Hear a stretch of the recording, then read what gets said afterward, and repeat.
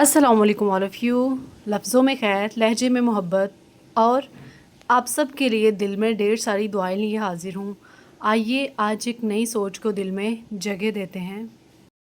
कभी कभी ना हम इतने सादा बन जाते हैं कि अपनी वो बातें भी दूसरे लोगों के साथ शेयर कर देते हैं जो बाद में हमें बेहद अफ़सोस होता है कि हमें ऐसा बिल्कुल नहीं करना चाहिए।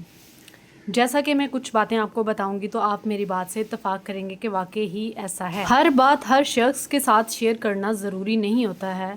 हर किसी के साथ जो है वो अपनी पर्सनल लाइफ को डिस्कस करना ज़रूरी नहीं होता है। हर शख्स इस काबिल नहीं होता है कि वो आपका राज रख सके। आप समझ रहे हैं ना। और बेशुमार ऐसी बातें हैं कि जिनको राज रखना ही अक्लमंदी होती है।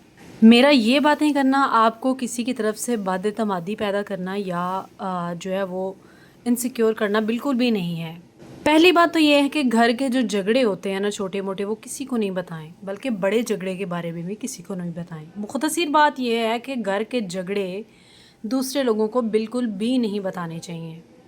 उसका बुरा असर आप पे क्या पड़ता है और दूसरों पे क्या पड़ता है, वो क्योंकि वो जिस मसले की वजह से लड़ाई झगड़ा हुआ होता है ना, वो मसला हल हो भी जाए तो बाद में जिन लोगों के साथ आपने शेयर किया होता है उनके जहनों में बुरा तासर छोड़ जाती है आपकी वो बात।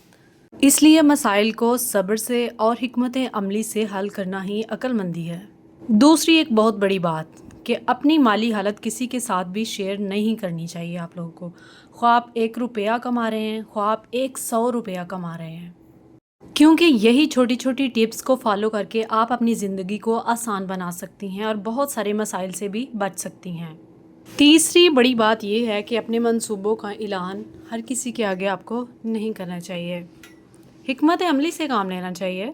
बाज़-औक़ात हम अपने हर मंसूबे का ऐलान फ़ौरन से कर देते हैं, यानी कि सादा बन के ना अपनी हर बात हर किसी से शेयर कर देते हैं। अगर मैं मुख्तसर ये कहूँ तो बेहतर यही होता है कि पहले काम मुकम्मल करें, बाद में उसके बारे में दूसरों को बताएं।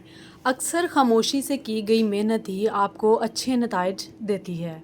चौथी बहुत बड़ी बात मैं आप लोगों को ये बताऊँ कि अपना दुख हल्का करने के लिए हर किसी से अपने दिल का हाल नहीं कहना चाहिए आपको, क्योंकि हर इंसान आपका हमदर्द नहीं होता है। अपने दुख शेयर करने के लिए सिर्फ एक ही शख्स ऐसा रखें जिसके साथ आप अपने दुख जो है वो डिस्कस करें। और हाँ, बहुत बड़ी बात ये भी है कि वो आपके मसाइल का आपको बाद में हल भी बता सके, ताकि आपकी आइंदा लाइफ जो है वो भी आसान हो सके। सबसे बढ़कर बात यह है कि अपने रब से दुआ करें, अपने रब से अब मदद मांगें, क्योंकि अल्लाह ताला आपको किसी भी हालत में अकेला नहीं छोड़ता है।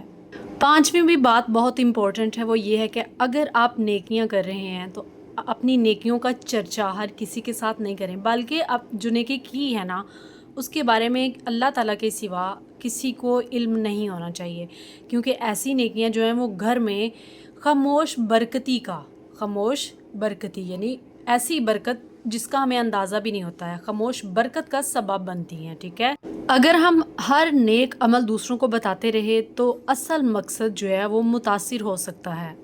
बेहतरीन नेकी वही होती है कि आप खामोशी से वो कर दें, वो नेकी आप खामोशी से कर देनी चाहिए आपको, उसके बारे में किसी को भी अल्लाह के सिवा इल्म नहीं होना चाहिए।